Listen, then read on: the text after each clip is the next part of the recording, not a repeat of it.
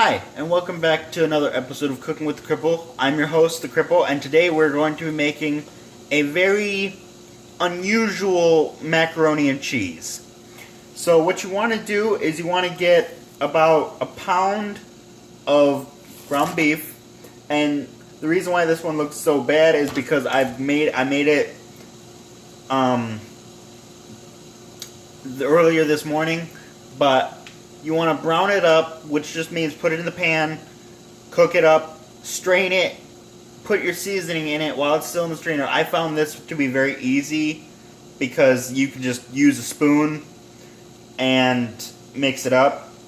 And I use garlic powder for this one, so I figured I'm going to use garlic tomato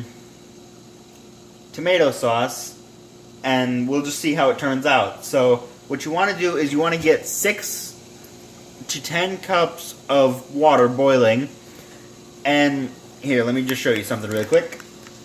But you see how the bubbles are not surviving long enough to break the surface? Well, we need those to break the surface, so I'd say give this about, if this is what yours looks like, hold on, you're a little crooked.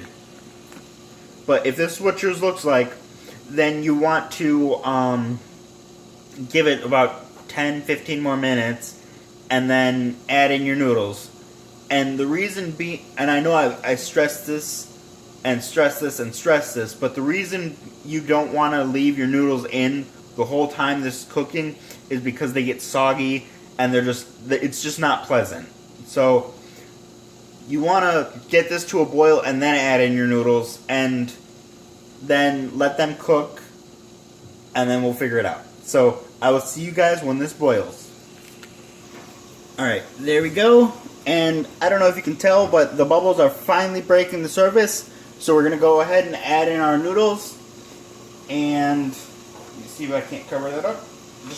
I don't know how YouTube works yet, so I'm just going to show you the box a little bit.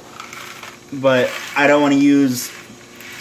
And it says add these in, and for about 8 to 10 minutes.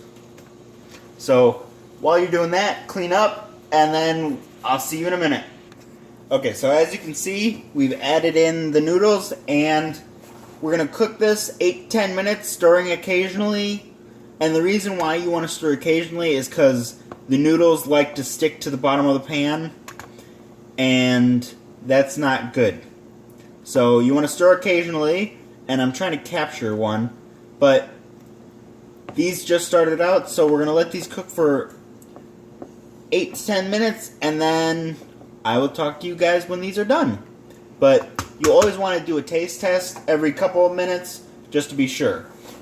But also, also, for the sauce, now would be a good time to get your butter. You're going to use 2 tablespoons of butter and a cup of milk, and then the packet of cheese sauce that the macaroni comes in. So let these cook for a few minutes, and then I'll talk to you in a minute. Okay, so as you can tell, the macaroni is ready to go, so you're going to strain that really fast, but don't rinse it, because it needs the white stuff. I don't know what it's called. I think it's called starch, but don't quote me on that. If I'm wrong, please correct me, but I want to say starch. You need that starch on the outside to get the sauce nice and sticky. So I'm going to be right back. I got to strain this, and we're good to go on step 2. Okay, now that you've done that, we're going to return these bad boys. Alright, I didn't expect that to happen. We're going to return these to the pan. Throw in our butter and our milk, and then throw in our cheese sauce.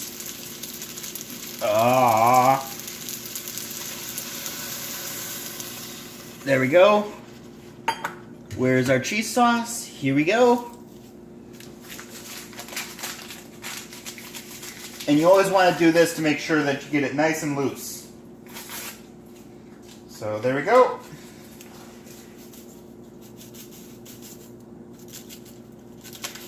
And then, while that's marinating or coming together, whatever word you want to use, we're going to clean up. So I'll be right back. Alright, now that we've got our mac and cheese base ready, that voice crack though, we're going to add in our garlic sauce, our fire roasted tomato and garlic. So this is the part that I'm scared about because I don't know how this is going to turn out, but we'll see how it works together. There we go. That's always the hardest part of doing this. A little too much sauce, but that's okay.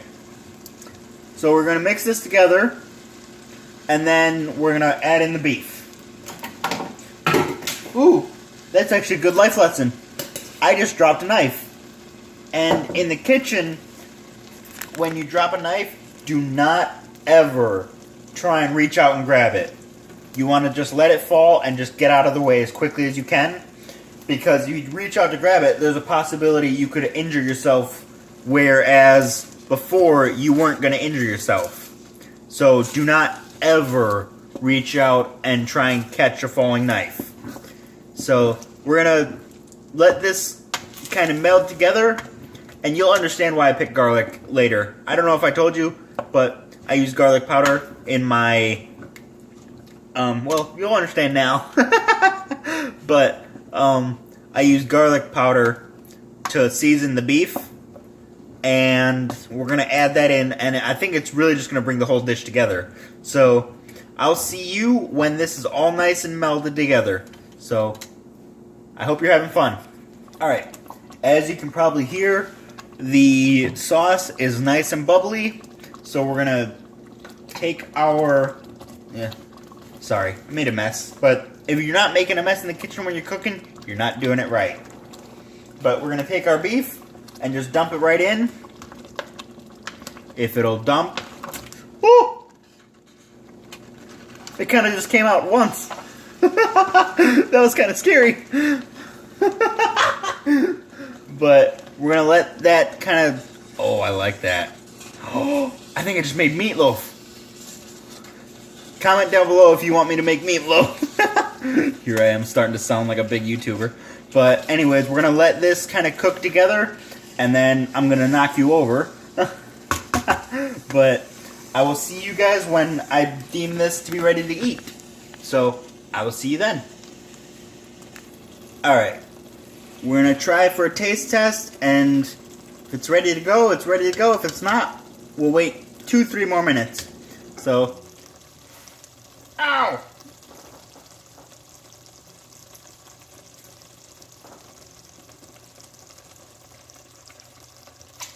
Ow!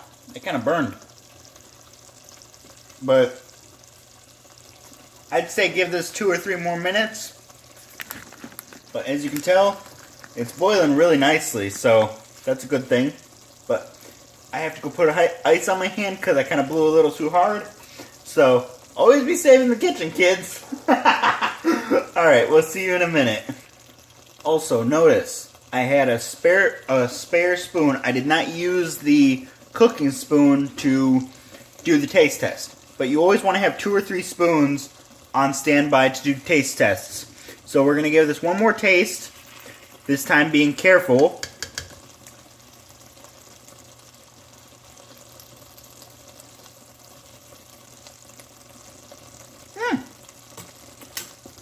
That's about done, so I will see you at the taste test. Well, the official taste test. Alright, so we're here at the taste test. And I let it kind of cool a little bit. I know it's still steaming, but trust me, it's not steaming as much as it was before. But actually, why don't we add some ice to this just a little bit to cool it down? Because I want to see the difference between cool and warm. So I'm going to go do that. I'll be right back. If I can hit the button. Come on! Alright, so now that that's cooled down, here we go with the taste test.